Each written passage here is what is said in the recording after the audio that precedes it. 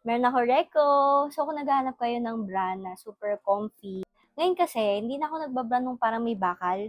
Ayoko na nun kasi ang sakit talaga dito, di ba? Tapos alam niyo yung pag-uwi ka sa bahay, parang talagang ang sarap tanggalin. So, di ba? Parang siyang sa technology, sa gadgets, wireless na. And this is from Ecora. Look at this. Sobrang aesthetic. Ang ganda na itsura, di ba? Tapos may bundle sila. Ito yung kinuha ko. Lakas maka-aesthetic nung kulay, 'di ba? So ngayon, since magsa-summer na, ayaw naman natin yung ang init na feeling, 'di ba? Naka-bra ka pa, tas naka-t-shirt, tas parehas ang pangit ng tela. So ito, 80% niya is nylon, tapos spandex 20% naman.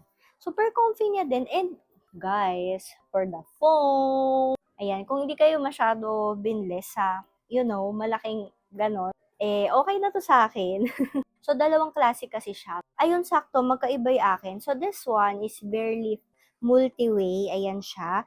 Tapos, ito naman yung tinatawag nila na lip up seamless bra. So, nakita nyo, ito meron siyang butas dito. Butas, may curve. Tapos, itong isa wala. Tapos, pare silang may kasamang bra extender. So, halimbawa, medyo nagkalaman ka ng kaunti. So, at least masusuot mo pa rin siya. Tapos ganito naman yung strap niya. So, adjustable din siya na ganyan.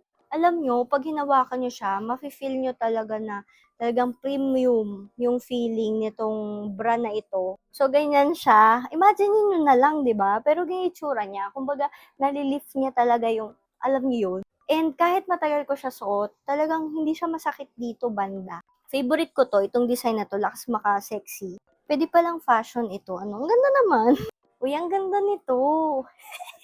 Ba't gandang-ganda ako? Kasi parang nagiging dress yung ating jersey, di ba? Pero ayan siya. Ang ganda rin na itsura niya, di ba? Oh, nakakalip ng, lagi ko nakikita to sa FYP ko. So, yan. Sobrang ganda pala talaga ng tela nito. Siya super confident.